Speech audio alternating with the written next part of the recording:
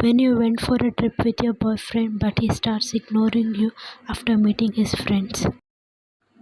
The sound of laughter and hum of a car engine fills the air as Taeyong, Wire and their friends begins their road trip to nearby cabin for a weekend. The car is packed with bags, snacks and music playing softly in the background. Wyan laughing. I can't believe we are just finally doing this. A weekend away, just us. Taeyong grinning, hands on steering wheel. I know, right? It's going to be so much fun, just the right break from everything. As the car continues down the road, the young attention shifts to his friends, particularly Leah, his close female friend who is sitting in the back. They began chatting about old memories, and the young's laugh is easy and familiar as he banters with her. The cabin is charming and cozy. The group unloads the car, carrying bags and settling in. Taeyong is in his usual happy, relaxed state, but his attention seems to be elsewhere, particularly towards Leah, his close friend from college. Wyan gently to Taeyong. Hey, I'll unpack and get dinner started. Want to help? Taeyong. Oh, I'll help in a bit. Leah was telling me about this new band she found, so I'm just listening.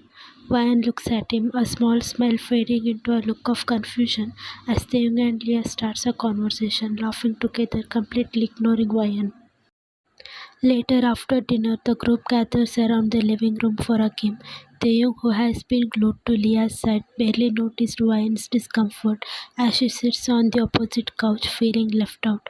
Leah excitedly, "Oh, Taeyong, you have to try this new game. You'll love it." Taeyong looks at Ryan for a moment, but his attention immediately goes back to Leah. Taeyong, enthusiastic. Yeah, totally, let's do it. Ryan watches them interact, feeling a growing knot in her stomach. She tries to join in, but Taeyong's body language is completely closed off towards her. He laughs at Leah's joke while Ryan's attempt to engage feels clumsy and unnoticed. The night falls and the group sit around a bonfire outside. Ryan sits quietly on the edge, watching the flame flickers. Taeyong is sitting close to Leah, his arm casually dropping across back of her chair. Ryan looks at them, her mind swirling. She stands up, walking a little away from the fire, needing space. Ryan, softly to herself, why is he ignoring me? Her voice is barely above a whisper, a mixture of sadness and confusion. She sighs and stares at the stars, trying to distract herself. Later, the night draws to a close and the group begins heading inside. Taeyong finally walks over to Ryan, his attention briefly snapping away from Leah. Taeyong, smiling a bit tipsy. Hey, you good, you have been quiet all night. Ryan looks at him, nodding with a small forced smile. Ryan softly, yeah, just a bit tired. It's been a long day. Taeyong nods, completely oblivious to her deeper feelings. He puts his arm around her shoulder casually, but his gaze quickly flickers back to Leah, who is laughing at something another friend said. Ryan feels the weight of the moment, but she doesn't say anything. Taeyong gives her a quick kiss on the cheek, not noticing the way she stiffens slightly. Taeyong grinning. Let's head to bed. Tomorrow is going to be even better. The weekend continues and the dynamic doesn't change. Taeyong remains lost in conversation with his friends, particularly Leah, while Ryan quietly observes from sidelines. She never speaks up, always keeping her feelings to herself, watching him with a mixture of longing and quiet hurt. One afternoon, the group heads out for a hike. Taeyong and Leah walks ahead, deep in conversation, leaving Ryan to trail behind. She walks with other friends, but she feels the space between her and Taeyong growing. Bora. Hey Ryan, what happened? You look lost. Hearing Ryan's name, Taeyong quickly glanced back. Ryan, nothing, I'm not feeling well. I'll return to the cabin. Taeyong was about to follow her when Leah stops him, urging him to continue the hike. By the time they are ready to head home, the weekend is over. The group packs up and begins the drive back. Taeyong sits beside Ryan in the car, but his attention is elsewhere, still texting with Leah and talking to others. Ryan looks out of the window, her thought distant, her finger tracing the edge of the seat as she tries to focus on something else. Vian's POV. As the car pulls into the driveway, my heart is still heavy. I haven't said much during the ride home. I don't know if Dev has noticed, but I can feel the silence stretching between us. It's not the kind of silence that's comfortable, the kind we have shared before. This one feels different, empty. I watched the houses pass by outside the window, the scenery moving like a blur. My thoughts too cluttered to focus on anything else. I can't pinpoint exactly when things started feeling off, when the smiles and laughter stopped feeling genuine, when the distance between Taeyong and me became palpable, but it was there looming over the trip like an unspoken truth. He had been so wrapped up with his friends, especially Leah, that I felt like I didn't even exist in his world for those few days. I tried to shake it off. It's just a trip, I kept telling myself. We are here with friends and I can't be selfish. But somewhere along the way, I couldn't ignore the hurt anymore. I never confronted him. I didn't want to start a fight. I didn't want to ruin what was supposed to be a fun weekend. But it wasn't about a fight, it was about feeling invisible, like a shadow in the background, waiting for a moment of attention that never came.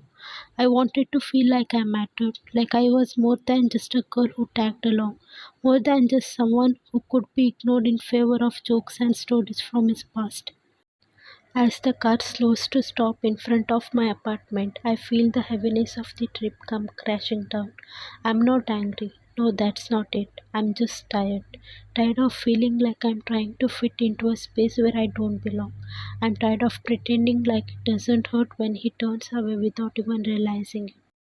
Taeyong pulls the keys from the ignition, glancing over at me with a half smile, as if nothing is wrong. His eyes are warm, but I don't feel the comfort I used to in his gaze.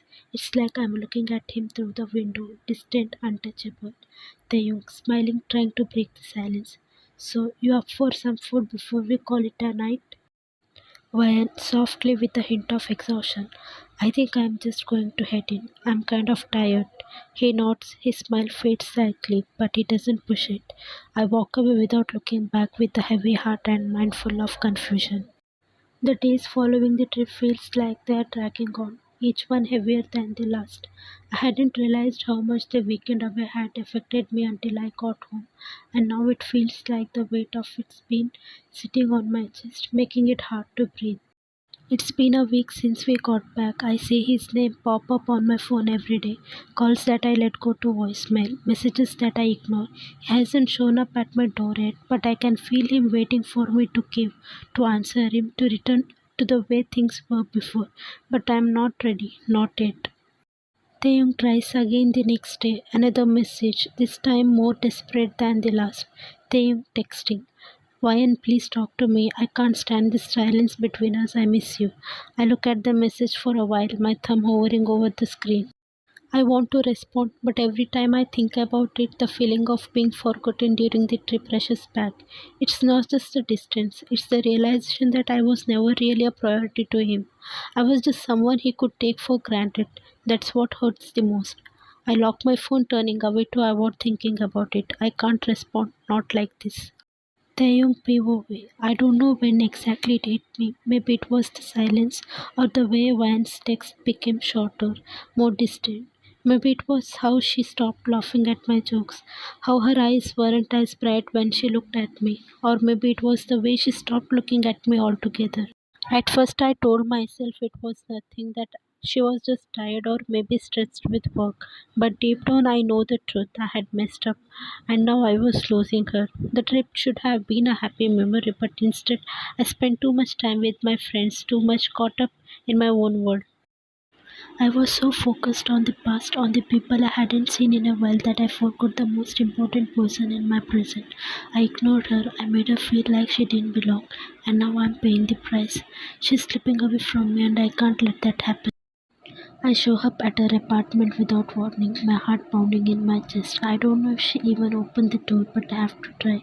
I have to make things right. I knock once, then twice, no answer. I let out a shaky breath before knocking again, a little harder this time. Ryan, please just open the door. I need to talk to you. For a moment, I think she won't answer, that she's really done with me. But then, after what feels like forever, I heard the lock click. The door opens just enough for her to stand in frame, arms crossed, eyes guarded. She doesn't say anything, she just looks at me, waiting.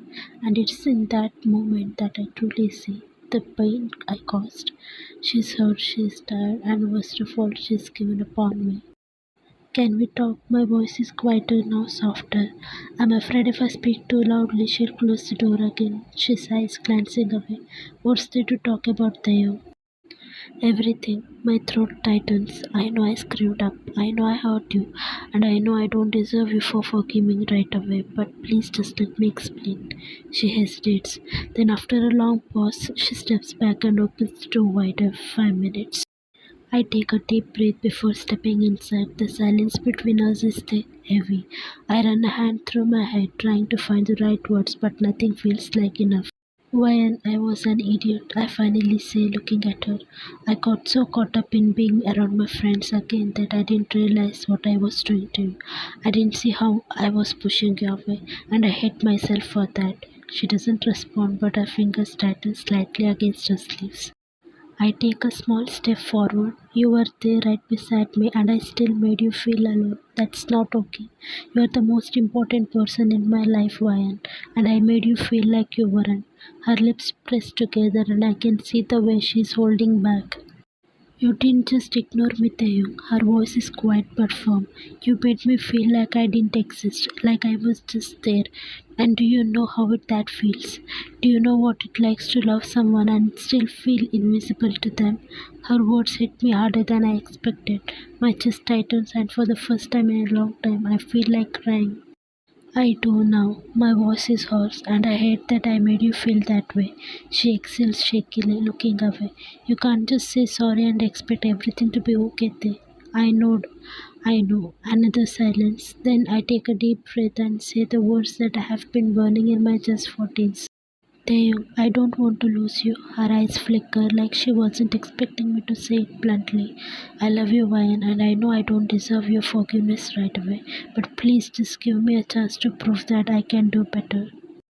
She doesn't answer immediately. I can see the battle in her eyes, the hesitation, the hurt, the small part of her that still want to believe in me. Finally she speaks.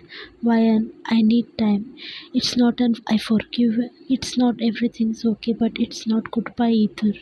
I swallow the lump in my throat and nod.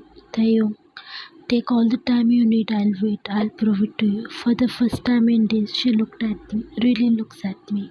And even though things aren't fixed yet, even though there's still a long way to go, I know this is a start and I'm not giving up on us. Not now, not never.